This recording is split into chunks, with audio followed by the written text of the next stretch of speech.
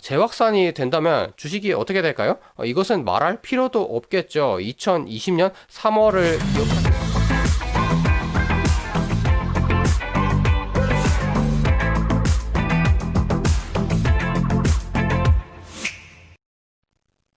여러분 안녕.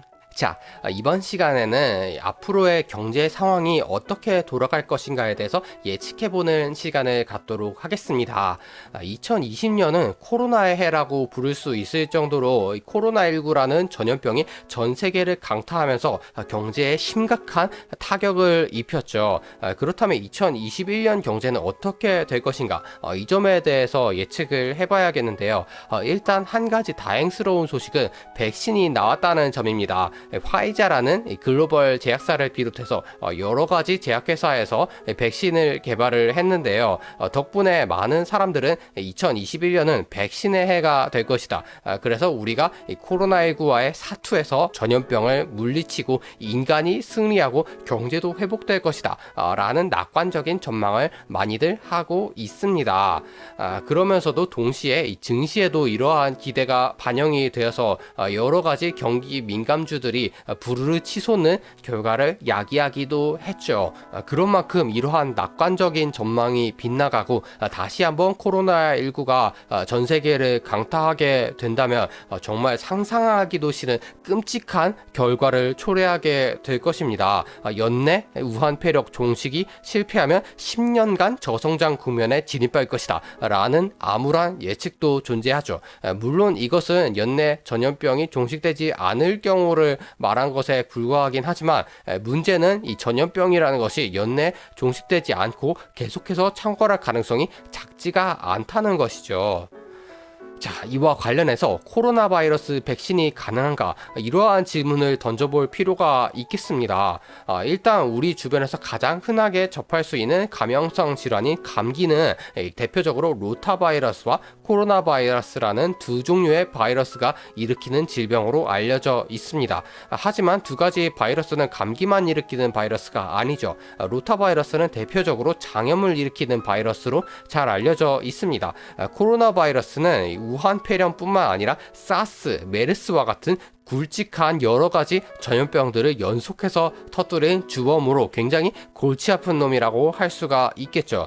그런 반면에 인플루엔자 바이러스는 독감 하나만을 일으키는 바이러스라고 생각하시기 쉬운데 신종플루, 조류독감, 계절성 독감, 스페인 독감 모두 독감의 일종이지만 서로 다른 시점에서 제각기 유행하면서 많은 사람들을 괴롭혔죠. 그렇기 때문에 독감이라는 하나의 이름으로 불리고 있긴 하지만 인플루엔자 바이러스 역시도 여러 가지 질병을 일으키는 원인 바이러스라고 말해도 전혀 손색이 없을 것입니다. 그렇다면 이 시점에서 코로나19 바이러스 백신이 개발됐다고 하는데 몇 가지 의문을 제기해 볼 수가 있을 것입니다. 한 가지 의문으로는 왜 감기는 걸려도 계속 걸릴까? 올해 감기 걸렸다고 내년에 감기 안 걸리는 거 아니죠. 그리고 독감 백신은 내과에 가면 매년 접종을 받을 수가 있는데 왜 감기 백신은 전혀 받을 수가 없을까? 왜 어떤 제약사도 감기 바이러스 백신은 개발하지를 않는 것일까? 그리고 코로나19 바이러스 백신은 단 1년 만에 개발했으면서 나온 지 50년이나 된 에이즈 백신은 왜 아직도 개발하지를 않는 것인가 하는 의문을 제기할 수가 있을 것입니다. 이러한 의문에 대한 답은 하나로 귀결되죠. 바로 바이러스는 변종이라는 아주 골치 아픈 특성이 있다는 것입니다. 이 때문에 우리가 감기 바이러스의 공격을 받아서 이 감기 바이러스에 대한 면역이 생기더라도 다음 해에는 다른 변종 감기 바이러스가 침투하는 바람에 다시 감기 바이러스의 공격을 받을 수밖에 없는 상황이 되는 것이죠. 마찬가지로 생각해 본다면 코로나19 바이러스 백신을 맞아서 코로나19에 대한 내성이 생기더라도 변종 바이러스가 출현하면서 코로나19의 공격을 다시 받을 수 있는 가능성도 충분히 존재한다고 볼 수가 있겠습니다. 적어도 올해 감기에 걸리고 내년에 감기에 또 걸릴 가능성만큼이나 높다고 말씀드려도 과언이 아니겠죠. 참고로 지금 말씀 말씀드리는 사항은 백신이 나와도 맞지 말라는 뜻은 절대로 아니라는 점을 강조드리고 싶습니다. 백신을 우리가 맞는다면 코로나19로부터의 방어에 있어서 굉장히 큰 힘을 발휘하게 될 것이고요. 어디까지나 이 코로나19 바이러스가 백신으로 인해서 자취를 감출 것인가, 그리고 경제는 다시 원상태를 회복할 것인가, 이러한 점에 대해서 물음표를 제기하는 것이라고 생각해 주시면 감사하겠습니다. 지금까지 알려져 있는 코로나19 바이러스 변종만 하더라도 10수가지는 되는데요. 가장 크게는 S형과 G형, V형 바이러스가 있다고 알려져 있고요. 여기에 변종이 각각에서 계속해서 생기면서 지금까지 여러 가지 변종들이 보고가 되어 있습니다. 물론 보고되어 있지 않은 변종들도 상당히 많겠죠. 다행스러운 소식은 이 중에서 아직까지 백신이 통하지 않는 바이러스는 없다고 알려져 있다는 점이 있겠습니다만, 실제로 본격적으로 사람들이 백신을 접종을 받고 많은 사람들이 이러한 변종 바이러스에 노출이 되어야지 알 수가 있는 부분이고요. 또 설령 이러한 변종들이 백신이 잘 통하는 바이러스들이었다 하더라도 앞으로 얼마든지 백신이 통하지 않는 내성 바이러스가 출현할 가능성은 열려 있다고 생각하셔도 무리가 없겠습니다. 그렇다면 우리 주변에 이러한 내성 바이러스가 도사리고 숨어 있다면 이것이 언제 시한폭탄처럼 터져서 문제를 일으킬 것인가, 이 점에 대해서도 예측을 해볼 필요가 있겠죠. 일단 2020년 12월 화이자를 필두로 해서 코로나19 백신이 최초로 승인받고 사람들에게 접종되기 시작했습니다. 2021년 1월에는 다수 제약사에서 백신을 본격적으로 승인받고 생산을 하기 시작했죠. 그러면서 주요 선진국에서 접종을 계속해서 시행하고 있는데 2월쯤 되면은 그 중에서 특정 제약사의 백신이 예방률이 떨어짐으로 권고되지 않는다 하는 뉴스도 나올 수가 있겠습니다. 물론 이것은 코로나19 백신이라는 것 자체가 무용지물이라는 의미는 아니기 때문에 인류와 코로나19 바이러스의 전쟁에서 승패를 좌우하는 큰 사건은 아닙니다. 그렇기 때문에 이러한 뉴스가 나온다면 증시는 물론 요동치겠지만 필요 이상으로 반응할 필요는 없다고 여기셔도 무방하겠고요. 3월쯤 되면 주요 선진국들이 집단 면역을 형성을 하면서 환자 수가 대폭 감소하는 효과를 누릴 것으로 기대가 됩니다. 그렇다면 4월에는 이제 WHO에서 슬슬 설레발을 칠 때가 됐겠죠. 코로나19 승리를 눈앞에, 이런 기사도 나오기 시작하고요. 그러면서 많은 국가에서 이 해이해진 마음을 가지고 방역 조치를 완화한다든가 해외로 여행을 떠나기 시작할 것입니다. 그렇게 된다면 이제 6월쯤 되면은 수면 아래에서 도사리고 있었던 변종 바이러스가 나타나면서 전 세계를 충격에 빠뜨리고 재봉쇄를 불러오게 될 것입니다. 왜 하필이면 사람들의 마음이 해이해질 때쯤에야 이것이 이슈가 될 수가 있는가 라고 물으신다면, 일단 많은 사람들이 집단 면역을 형성한 경우에는 환자 수가 크게 감소하는 때가 오게 될 것입니다. 그렇다면 이러한 변종 바이러스가 조금씩 새를 불려서 수십 명, 수백 명 정도가 감염이 되더라도 확진자 수 자체가 수만 명, 수십만 명이 떨어질 것이기 때문에 크게 눈에 띄지가 않게 되는 것이죠. 그러다가 사람들의 마음이 해이해지고 여러 가지 봉쇄 조치가 풀리면서 이동도 자유롭게 하게 된다면 그때부터 기하급수적으로 이러한 변종 바이러스의 감염자가 늘어나게 되면서 결과적으로 재봉쇄가 불가피한 상황이 초래가 될 것입니다.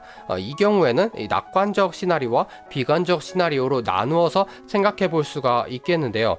일단 변종 바이러스가 출현해서 많이 퍼진다고 하더라도 애초에 코로나19 바이러스가 전 세계에 퍼져 있는 것에 비하면 그 수가 적을 것입니다. 많아봐야 수백 명, 수천 명 정도에 머물게 되겠죠.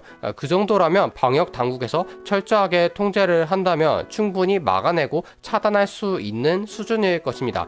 이렇게 된다면 별 탈 없이 2021년 연내에 코로나19 바이러스의 종식을 볼 수가 있겠죠. 반면에 이러한 식의 방역이 실패해서 전 세계로 다시 변종 바이러스가 확산이 된다면 백신 역시도 다시 만들어야 할 것입니다.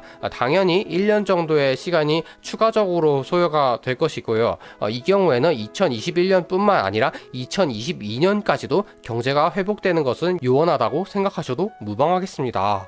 한 가지 문제는 이러한 변종 바이러스가 한 개 지점에서만 일어나리라는 보장이 전혀 없다는 것이죠. 이러한 백신의 내성을 갖는 바이러스 같은 경우에는 전 세계 여러 곳에서 도사리고 있을 가능성이 충분하고, 그 모든 지역에서 성공적으로 방역을 해내지 않는다면 전 세계는 다시 변종 바이러스의 위협에 벌벌 떨어야 할 것입니다. 그렇게 된다면 이 낙관적 시나리오보다는 비관적 시나리오로 갈 가능성이 점점 높아지게 되는 것이죠. 그렇기 때문에 우리는 이러한 백신의 내성을 갖는 바이러스가 전 세계로 퍼질 것을 염두에 두고 투자를 하는 것이 안전하다고 볼 수가 있겠습니다. 재확산이 된다면 주식이 어떻게 될까요? 이것은 말할 필요도 없겠죠. 2020년 3월을 기억하신다면 이 주가 지수 자체가 하나의 계잡주처럼 마이너스 10%는 그냥 먹는 상황을 목격을 하셨을 것입니다. 이러한 상황이 당연히 다시 그대로 일어나게 될 것이고요. 그렇다면 어떠한 분들은 이렇게 질문하실 수가 있을 것입니다. 전염병이라는 게 코로나19가 역사상 최초도 아니고 이제까지 많은 전염병이 인간을 강타했고 또 지나왔는데 지금 번지고 있는 코로나19만 유독 사람들이 몇 년씩 마스크를 끼고 다니고 봉쇄를 해야 한다는 것인가? 이것은 뭔가 맞지 않는다. 이렇게 생각하실 수 있는데 이것을 파악하기 위해서는 과거에 유행하였던 몇 가지 주요 전염병들을 살펴볼 필요가 있겠죠. 최근에 있었던 것부터 사스, 에이즈, 스페인 독감 순으로 한번 살펴보기로 하자면, 사스는 우선 2002년에 중국에서 발생하고 2003년에 전 세계에서 대유행했던 전염병의 하나입니다. 이때 약 8천여 명이 전 세계에서 감염이 되었고 800명이 사망한 것으로 알려져 있고요. 지금 우한 폐렴 같은 경우에는 미국 한 나라에서만 수십만 명이 하루에 감염되고 있기 때문에 이 사스라는 질병은 우한 폐렴에 비하면 정말 귀여운 수준이었다고 말할 수밖에 없겠죠.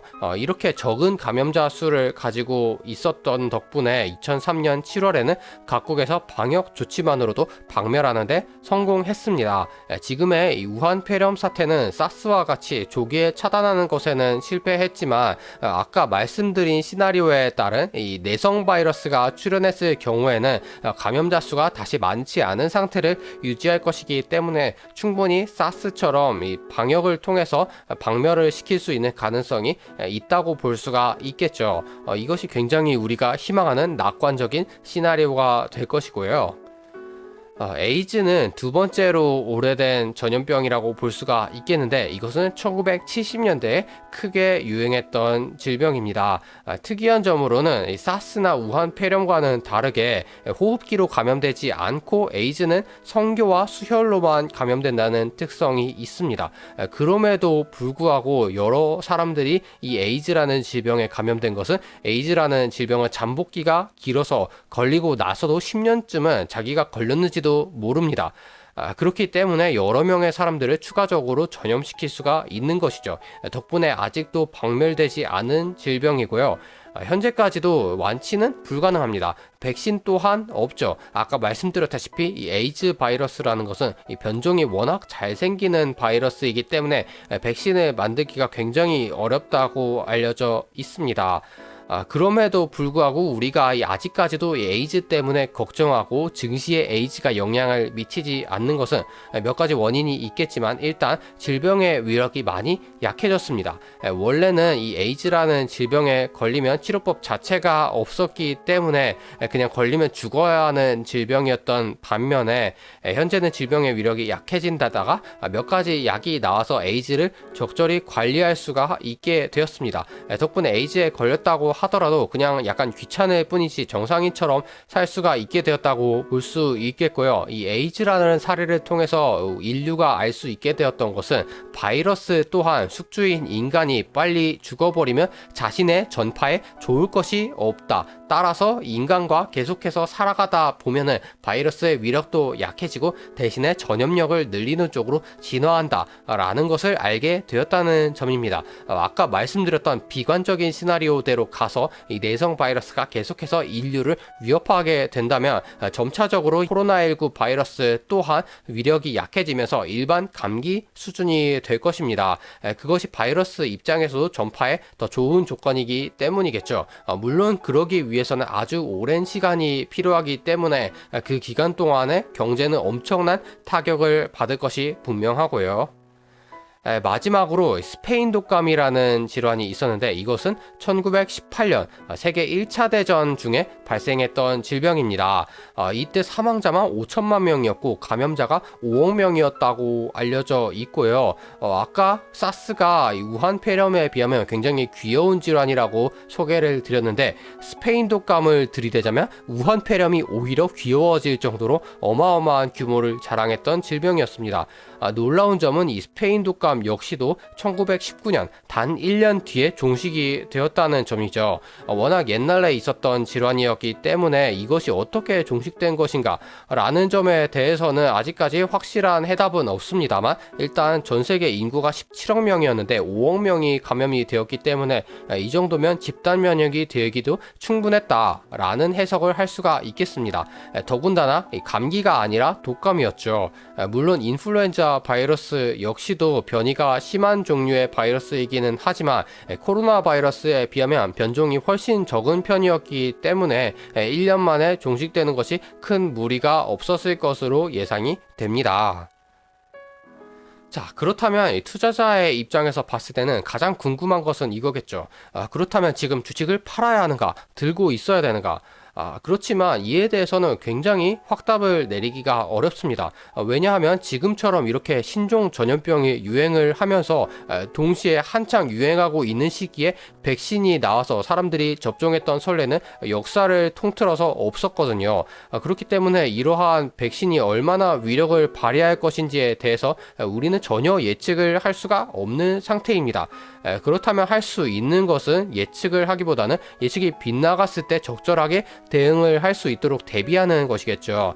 주식과 현금을 7대3 정도의 비율로 들고 가신다면 나중에 대폭락장이 오더라도 가지고 있는 현금으로 자산을 방어하고 낮아진 가격에 주식을 매입할 수가 있을 것입니다. 이러한 식으로 미래를 적절하게 대비하는 것이 필요한 시기라고 생각이 되고요. 또 주식에 투자를 하더라도 종목들은 역시 전염병의 타격을 받지 않거나 수혜를 받는 종목에 투자하시기를 권장드리고 싶습니다.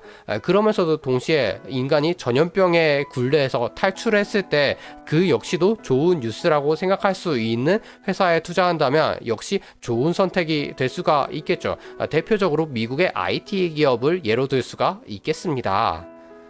그리고 마지막으로 말씀드리고 싶은 점은 아까 말씀드렸던 모든 시나리오는 하나의 가능성일 뿐 실제로 이 바이러스가 종식이 될지 전파가 될지 그것은 아무도 알 수가 없는 것입니다. 그렇기 때문에 너무 음모론에 심취하여서 전체 투자를 망치는 일은 발생하시지 않으셨으면 좋겠습니다. 그럼 오늘 영상은 여기까지이고요. 다음에도 유익한 영상으로 만나요. 안녕.